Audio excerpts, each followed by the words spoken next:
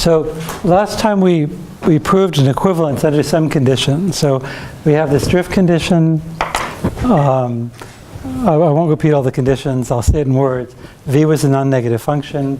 F was greater or equal to 1, because we don't want F to be 0. I mean, S was a finite set, we said. B is a constant. And so under this unit chain condition we're imposing throughout, that's equivalent to this total cost, if you like. Think of F as a cost function. Cost until you hit some state. That being finite for every x. Okay? And if you look at the notes or my book with Tweedy, we call this F regularity.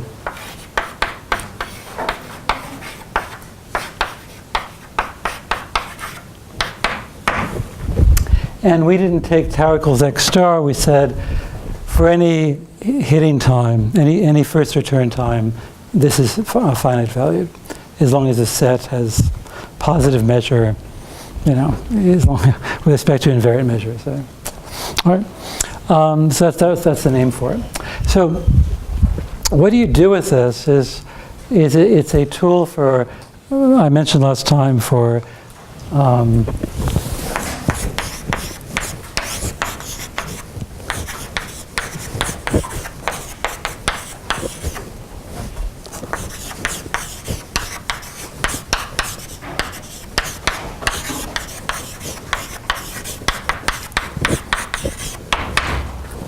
So, I mean, yes, in history, I mean, when the book with Tweedy came out, Markov chain Monte Carlo was a big deal.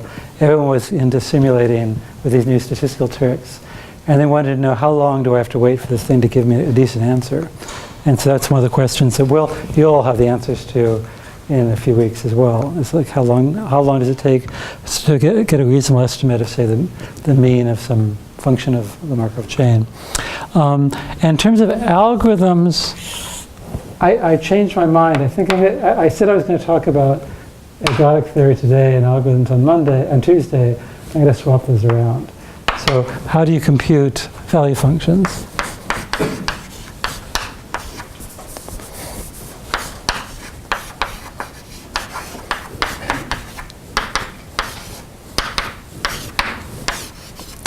All right. Now,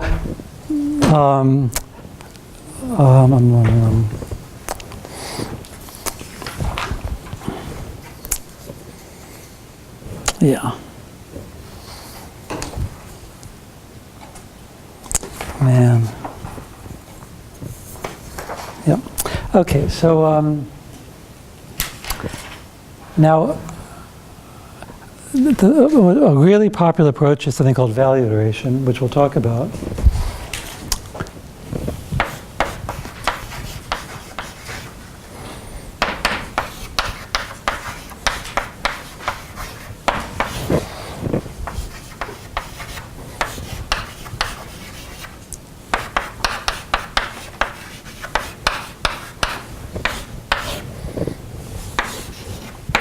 So coupling is a general technique, which is just really something useful to learn. It just gives you a way of thinking about the stochastic processes that's really unique.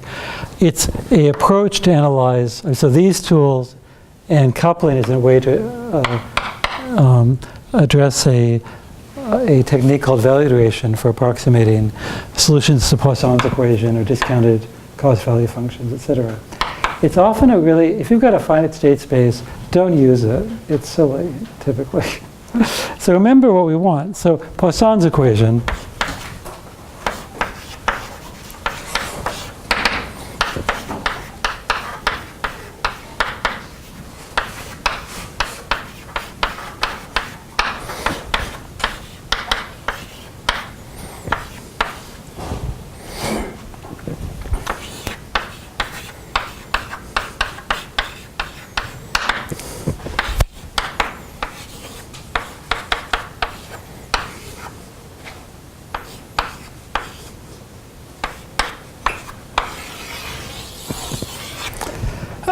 So if I want to solve that equation, one solution is just given by this infinite sum. We discussed this.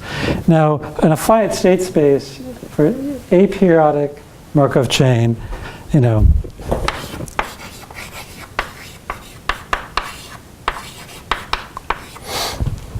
Um,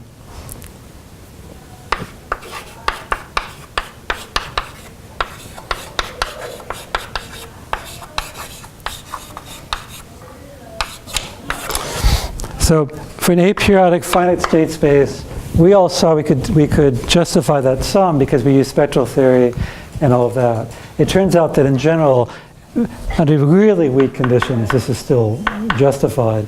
Just tiny bit stronger than that. I'm not going to give it to you, but just tiny bit stronger than that. That this thing exists. This sum exists.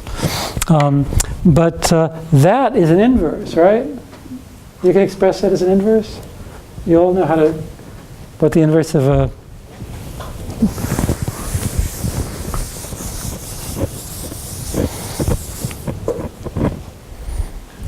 infinite sums like that are inverses, right? Remember? All right. So I'll remind you. You've all seen this. And actually, there's a tilde there too, I think. Well, it depends on, yeah. Well, I'll put a C tilde there just to be safe. Depends on how I define P tilde to the 0, which should be the identity. So I need a tilde there as well.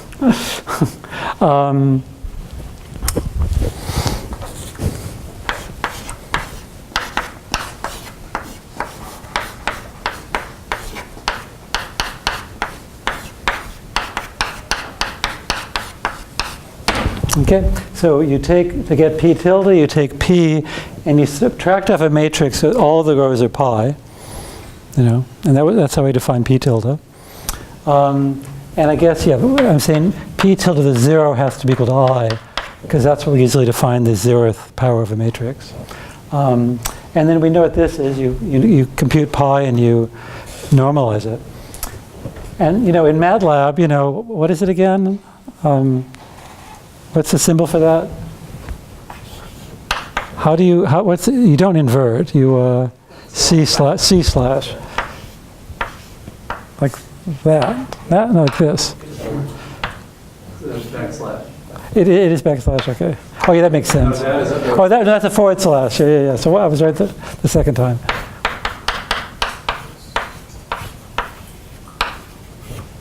It's just the opposite. Oh, it is the opposite, okay. No, this is what I would have thought. No. I mean, it's opposite as in the right. So what I minus P tilde should be on the... Okay. So, really? Okay, all right, so everyone be quiet and let Professor Mind figure this out. It must be that, because it's this over this, okay, right? Yeah. Semicolon, so we don't get a whole big thing. So this is MATLAB. And for those of you who don't know, computing that inverse has complexity n cubed for an n by n matrix, and doing that has complexity n squared. And so if n or d, whatever the size of the alphabet, is 1,000,000, you'll see a huge speed up in this over this. And my computer can handle, 20 million, but 200 million it blew up. Something like that. So it's incredible. So value iteration is a horrible way to do the same thing. But the reason that it's still taught is because a lot of times we're trying to get approximate solutions, and this is a useful tool, it'll come up in your life. You can't always just do this.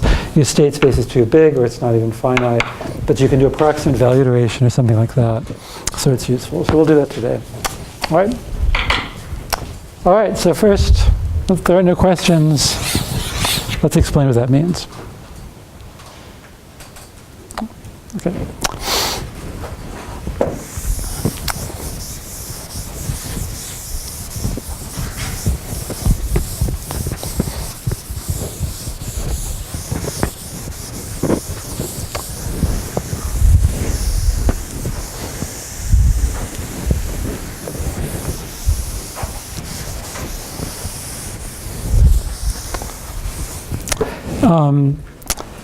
So where do we start?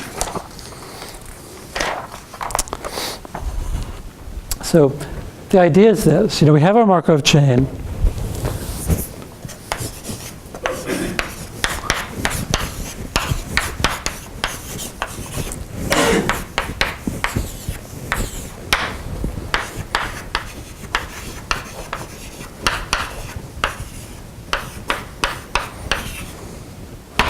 So we've got a Markov chain xt. We've been calling it x all along. In the notes, I use capital YT for another Markov chain, maybe with a different initial condition.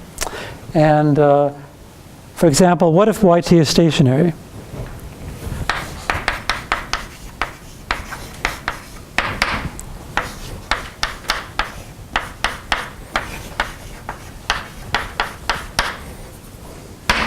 So for a Markov chain, just saying that its marginal distribution is pi for all t says it's a stationary process. Okay. In general, that's not the definition of stationary. I'll let you look that up again. But for Markov chain, saying that's equivalent to stationarity, well, guess what? I have an ergodic theorem for y.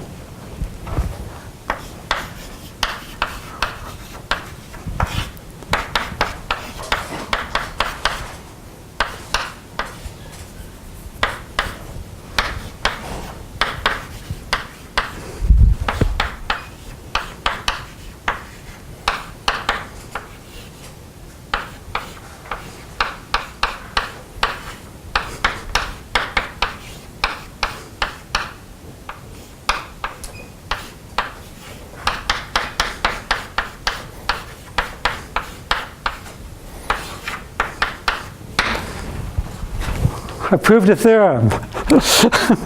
So if the distribution of y doesn't change with time, we obviously have a really nice ergodic theorem, right? Because I'm taking a limit of something that's constant, because it's always equal to this, and that's equal to steady state. Now that's a joke, but maybe if these guys couple in some sense, then we can get the same result for x. So what we'd like to do is for ergodic theory, we'd like to construct a probability space so these guys actually meet and stay stuck together.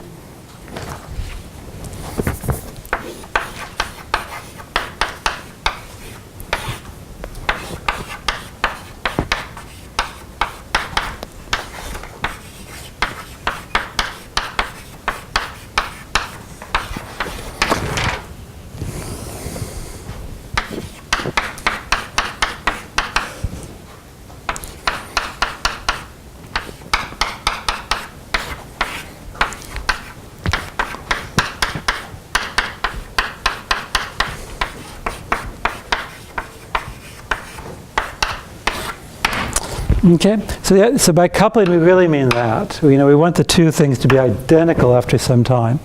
All right, and this idea has been around forever, but it sort of got a rebirth in the 80s, and really sort of shook up a lot of theory. It made a lot of things really trivial that were hard before.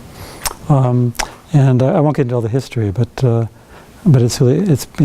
it's still this idea of coupling of, so we have to construct the Markov process in a very special way, so this is possible. So they're actually equal for large t. Now, this is just an example, okay? So keep in mind, I'm not only going to look at YT being stationary. We're going to do all sorts of tricks with YT to get different kinds of results. Well, actually, I'll only look at two, to analyze this algorithm called value iteration and for ergodic theorems. All right. Okay, and I wish I had a more grand symbol for it, but the coupling time will be called capital T.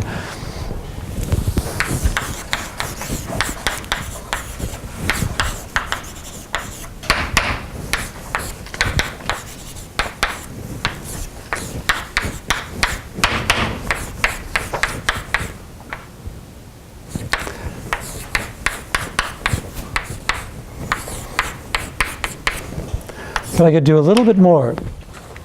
I'm going to look at the first time that they meet, but they meet at this special state. Now it's not special, right? I mean, we could take any state that is reachable from each initial condition. We're going to assume throughout.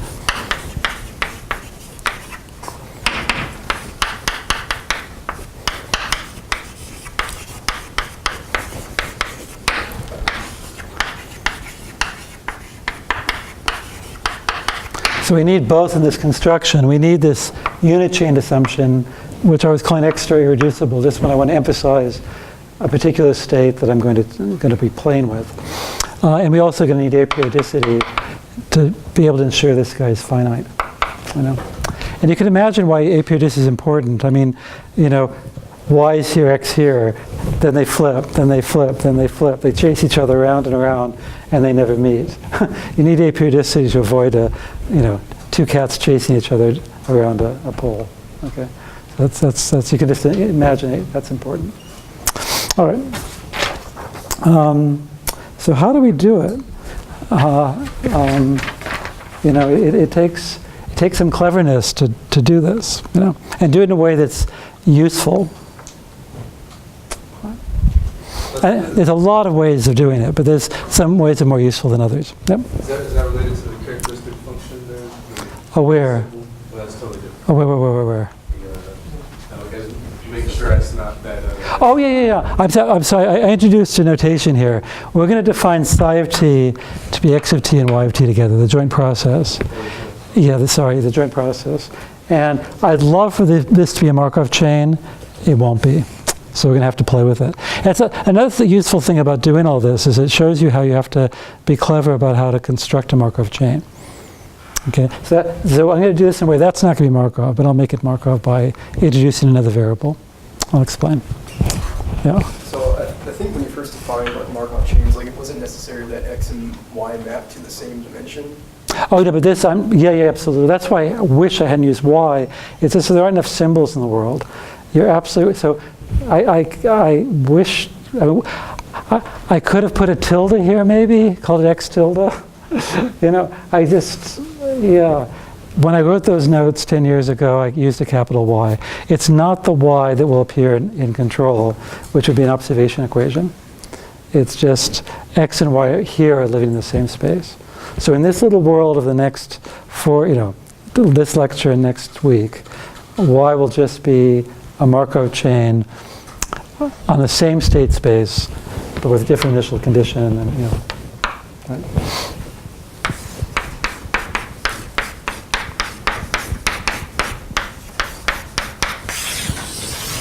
Okay. All right. So here's one construction again, completely not the only one that you could do to make this happen. It's just one that's easy to analyze.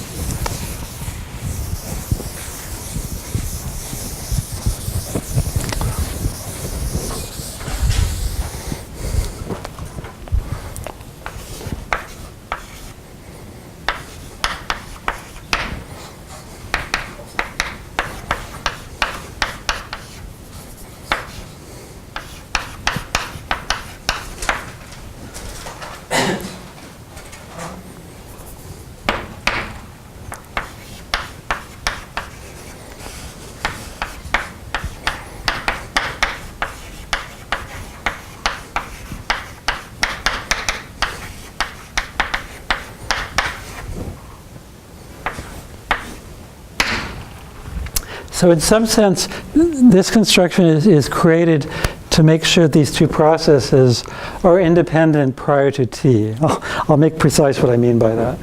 What I mean by that is this, is that if I look at,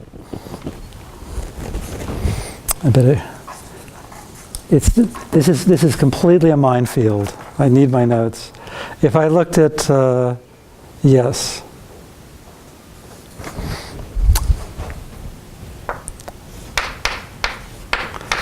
So it asked, what I mean by this is complete nonsense. It's blah, blah, blah language, it is imprecise. Here's a precise statement. If I look at the probability with my friend here,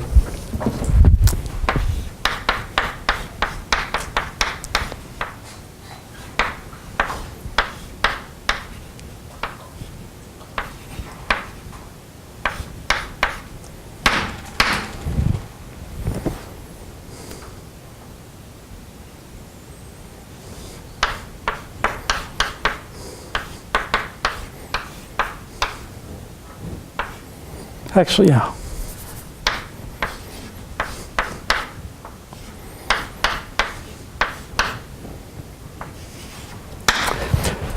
So I look at a one-step transition from a pair xy to a new pair x prime y prime. Right? And given that t is greater than little t, so we haven't coupled yet, and that puts some constraints in x and y, right? Just to make sure you're still with me. So I'm saying that psi of t is equal to a pair xy, and we have not coupled yet.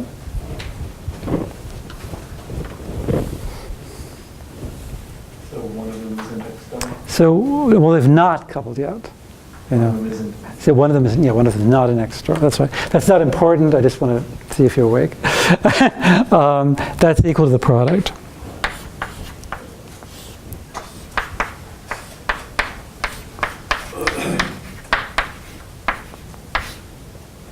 Okay.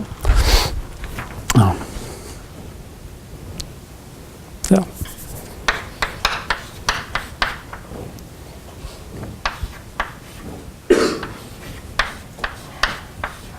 I guess it is important because if this would be a null event, you'd be conditioned on a null event. If this was x star, you know, that's a null event, and so I'm conditioning on something that doesn't happen. It wouldn't make sense. So I have to put this caveat in. So it is important. So for any, as long as this pair is not exactly equal to x star y star, I have this thing. Now this is really hard to get your head around. You have to say, does this thing exist? Oh, you know, what are we talking about? So let's make this more concrete. But do you have a question? Yeah. Okay. So it's much, much, much simpler to forget the abstractions and just realize it through a dynamical system. You know.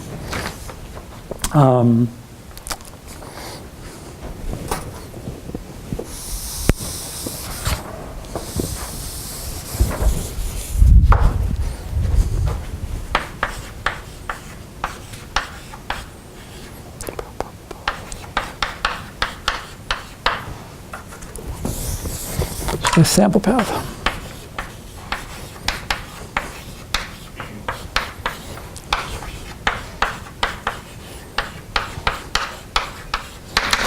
So we can always do this. We can always assume that, oh, and why did I do this? We can always assume that y evolves according to a dynamical system.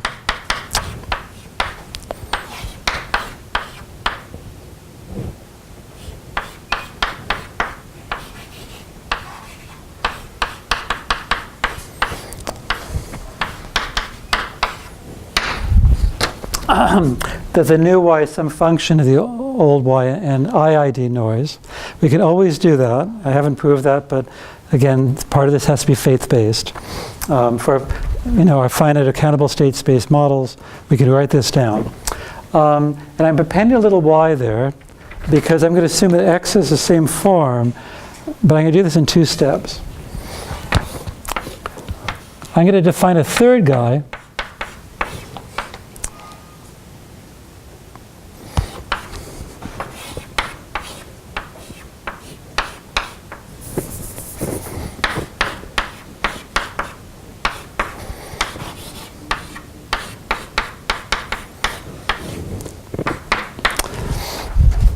So I'm going to run this guy here. We're going to initialize it with whatever is convenient for us. So if we want this to be stationary, we'll initialize y to be the invariant probability mass function. If we have a particular value in mind, we'll do that. So I'll leave that open for now. And we're going to create something that's completely independent of everything else. So initially completely worthless. Is that the same math? Yeah, the same dynamics. These guys are both IID.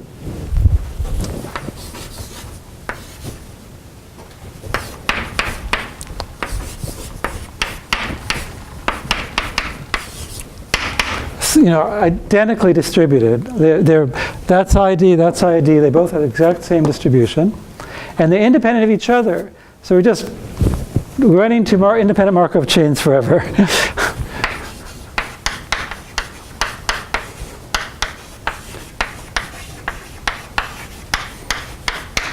But the only thing we're going to do is that x0 of 0 is going to be equal to this x, which is our desired initial condition.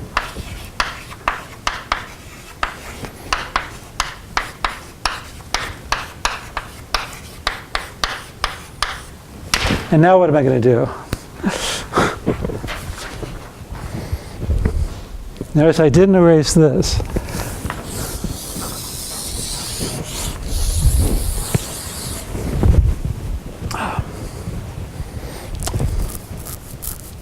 What would you do? You're given these two Markov processes, and you want to couple them. You want them, but you can't. They're independent. So we've got to construct another process. You know? So here I put a knot there to say, well, this is just temporary. We have to get rid of it at some point. So how am I going to construct a Markov chain now that hits y and stays stuck to it forever?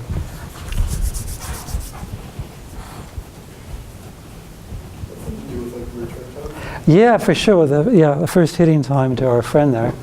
Yeah.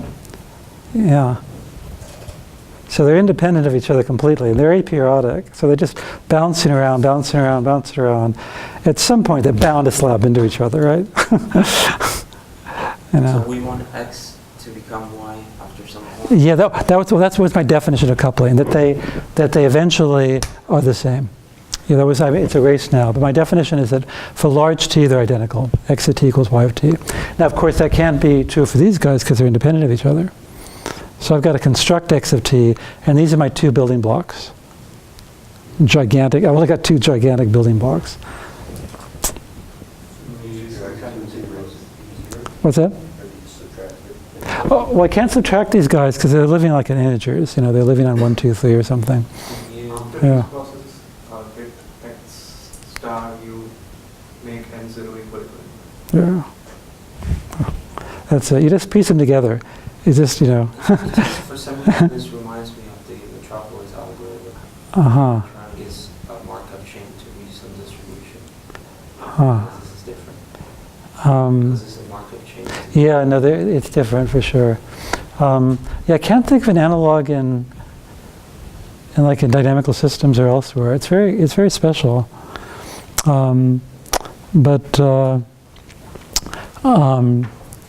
But yeah, so to repeat what you said, so we'll put a knot here, if you like. I'll be slow for you to write this down. Let's look at the first time that these independent guys couple. Rewrite that if you want.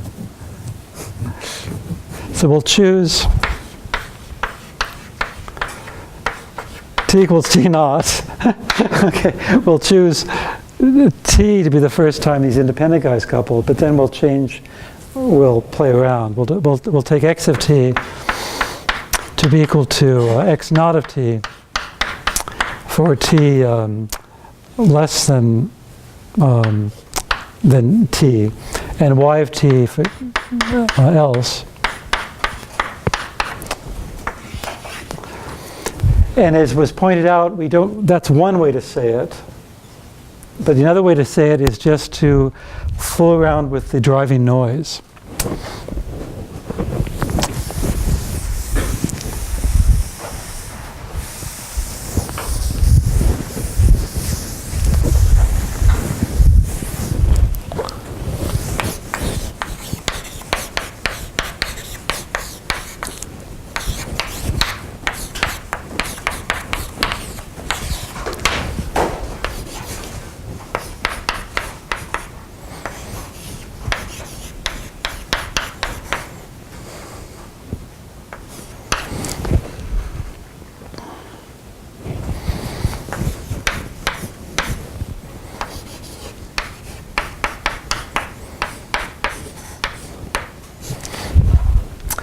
So you basically let x be x0, which means it's driven by that process, and up until we hit the two guys meet, and when they meet, and that's a mistake. When they meet, wait, stop. That was right. Because it's new noise, there's a +1 there. And when they meet, you then start taking the noise from y. And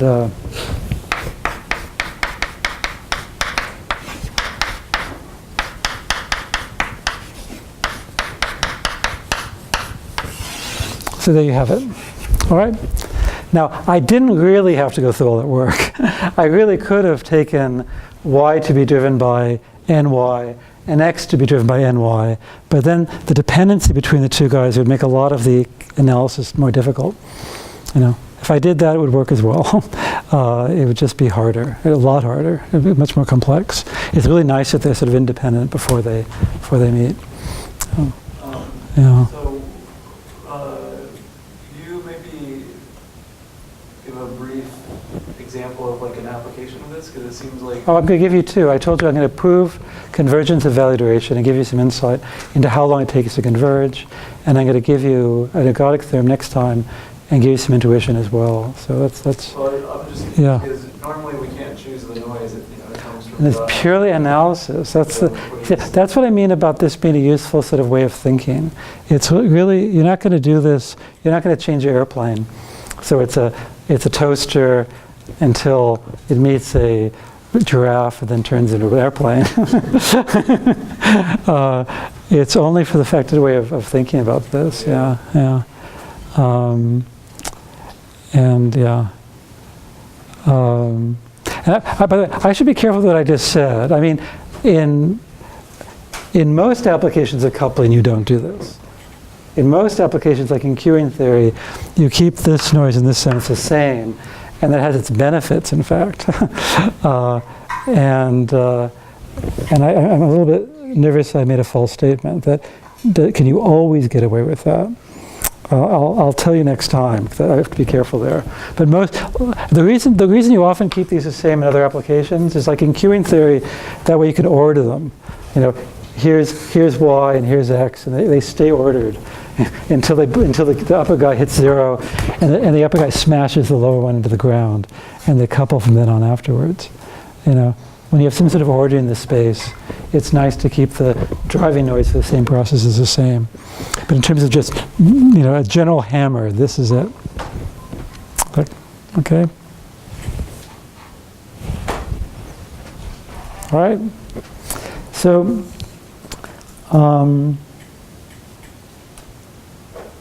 so what's fun is this. So, what we want to do is now, I gave you that theorem about regularity of a Markov chain, this, these bounds based on Lyapunov functions. I'd like to be able to take that hammer and apply it to this Markov chain, but it's not a Markov chain. So what I'd like to do is take my Lyapunov theory and hit it to a bivariate sort of chain like this to be able to get a bound on that coupling time, but I can't, because that's not Markov. Can somebody tell me why it's not Markov?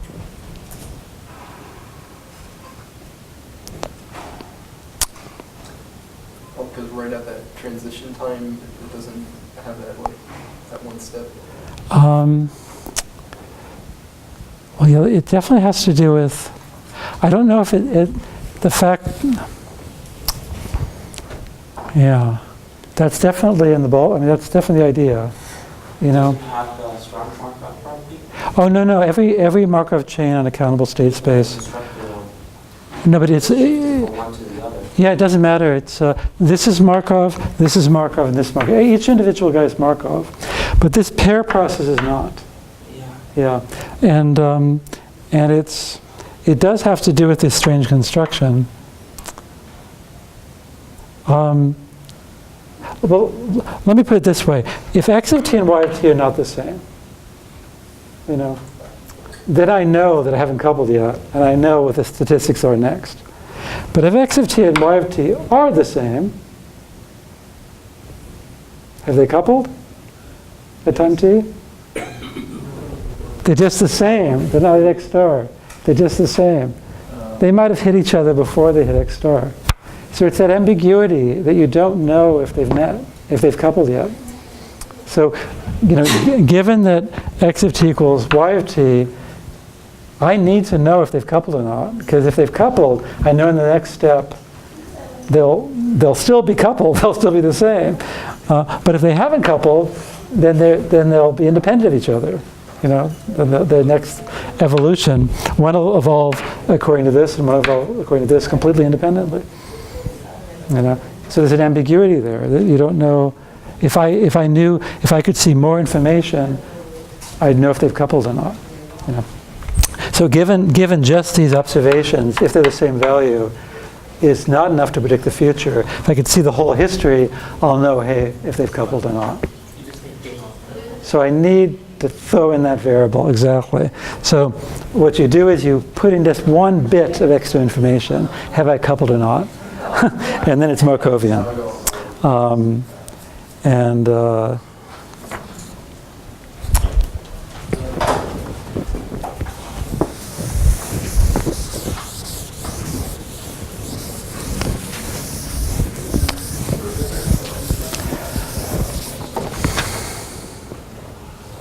How do I define it? And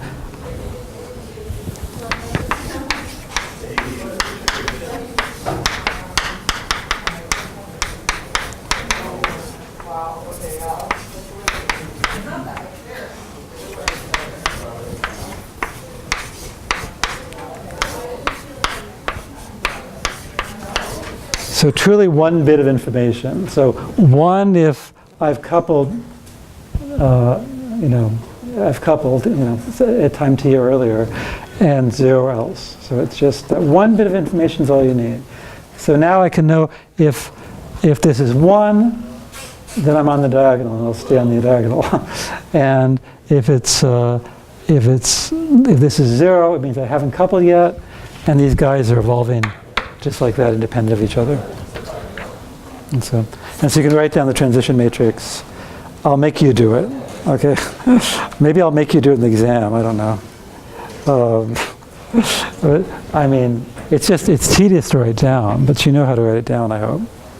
You know, it's consistent with this guy. You know, and you can see right there that I stuck it in there. T being greater than little t is just 1 minus that guy. So really, when I'm doing this conditioning, I'm actually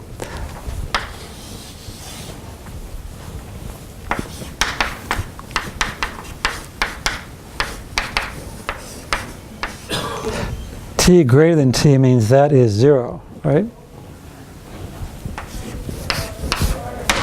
So there it is. I wrote down the transition matrix for one guy. All right.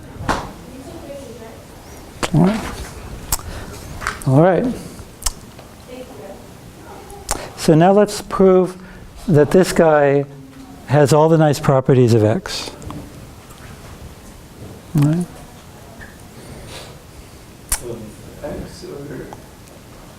So if xt, so we start, we have a marker, see the transition probability is given.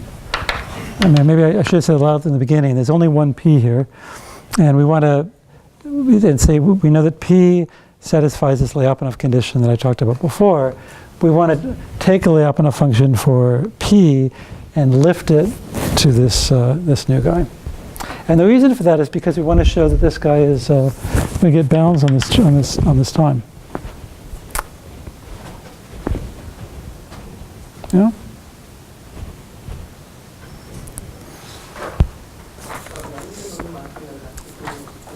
What's that? There are 2 P's. I mean, one with noise and one with... No, there's only one P. Oh, no, P, one P. That's it, P and P. Oh, no, the crucial thing is that they have the same transition matrices. So, no. N is ID, and not as ID, they have the same distribution. Yeah. Maybe they're both Gaussian, or they're both Bernoulli, or whatever, same parameters, identically distributed, but, yeah. All right.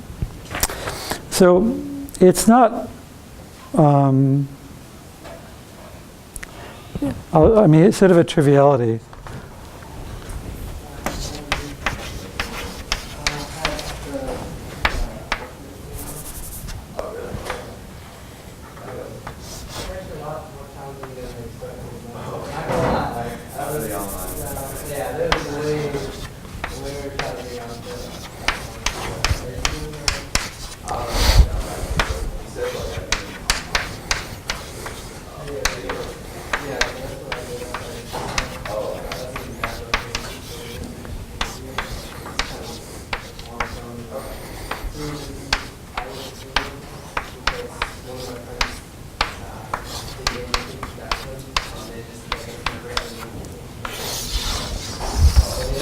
Okay, so I've changed f to c because it's got this sort of bounding function. It's a function that's greater to 1. I've used the same eta bar for a constant, okay?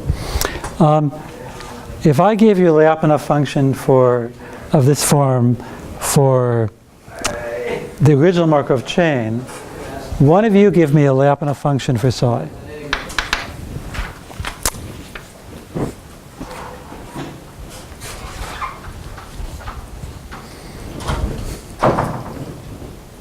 And you have a function of x and y. And remember that these guys are just Markov chains, they're just, doing their thing. They start out sort of evolving independently, and then they hit each other, and then they stay stuck together forever. But they're always just, x is a Markov chain with transition matrix P, y is as well, oh, no, we can't think about it like that. This is all finite state spaces, all that stuff. There's no such thing as norms here. Yeah, I can't play like that. We don't even know if it means, X could be, the state space could be a labels like toasters and giraffes and elephants, so yeah. Yeah. No, we have to use the fact, we have to use this data where v is a function of x.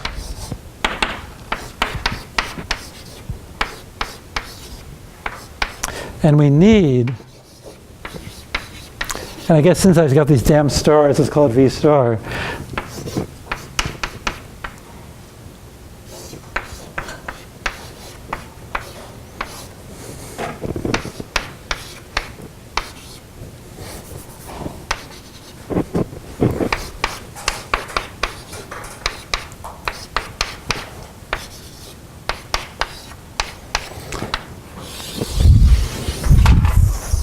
All right, so that's the only data that you're given, and then you have to construct a new function, And the main thing is just think of this is all a linear operation, So you want to do something simple.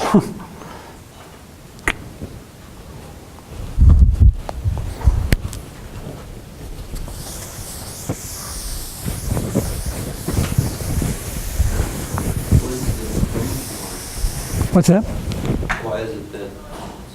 Oh, I need something. So I've got this new Markov chain, where this psi part is bivariate. It's x of t and y of t. And then I've got this one bit of extra information. So it's, there's a, And so that's just that last term. This could be 0, 1. Now, this little dumb bounded term I don't really care much about if I'm trying to get such a crude bound. And you can imagine I can just ignore it. Forget that. And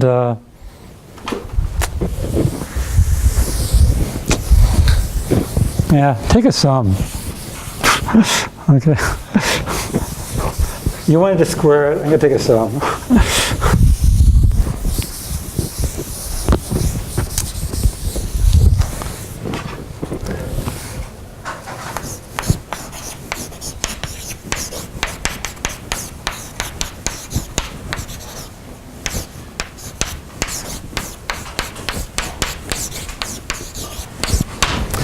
The motivation, again, is the fact that everything's linear. So when I hit the big transition matrix for this monster, I just ended up having two conditional expectations.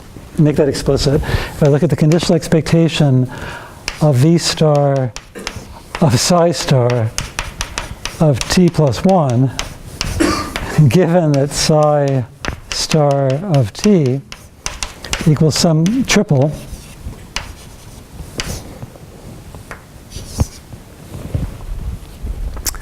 You need an M. there is an m there. But in V star? no, I don't. Why do I just have to depend on all the variables? Nah, I don't. Yeah. In fact,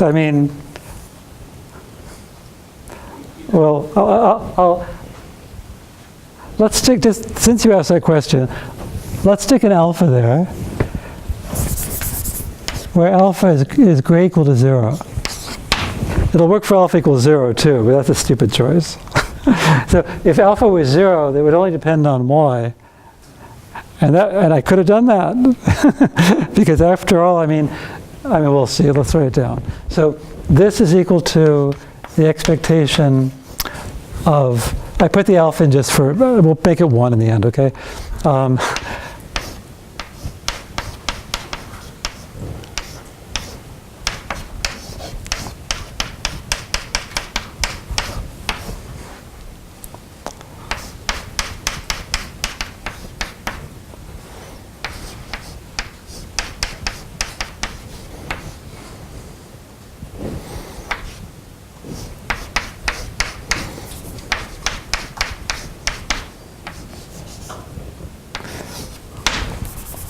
All right, so we've got that is our definition, but this is completely irrelevant because these guys were both Markov chains. I couldn't care less if this is whatever, you know.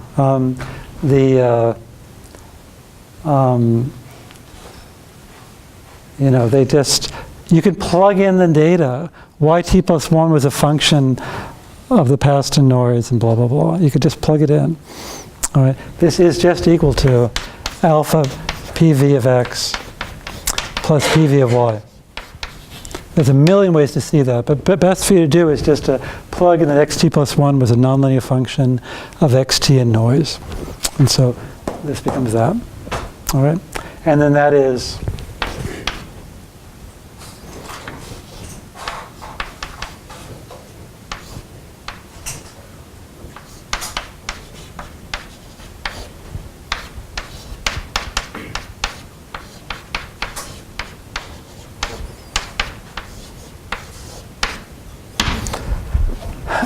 so I get the conditional expectation of this Lyapunov function is less than or equal to the Lyapunov function minus some function, you all tell me what it is, and then plus 2 eta bar, right there. So it's just, well, don't make me do all the work.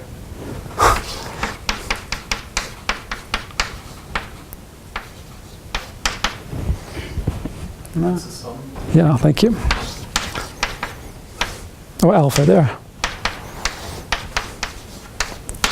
All right, so there it is. So why did I go to all that work? You know, why, if I could have taken alpha equals 0, you know, why to go to all that work? What do you think? It's because really what I'm going to do when I apply this, I'm going to take a function that blows up for large state values, you know. And so if I took alpha equals 0, it would blow up in the y direction, but not the x direction. So when I apply this, I'll choose a coercive f, you know.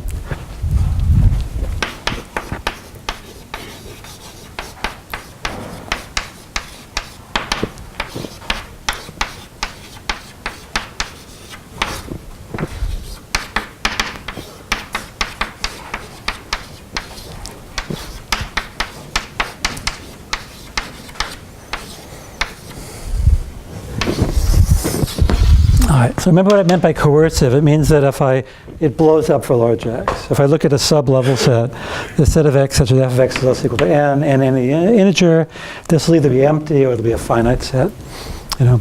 And it would be compact in Rn, but forget that.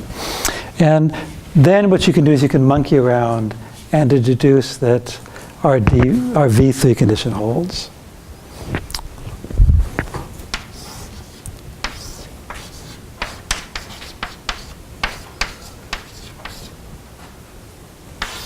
And I won't give you the details. It's tedious algebra. But if you've got this with a coercive f, and you've got this, then f star will be coercive on the bigger state space. You know, so take alpha equals 1 now.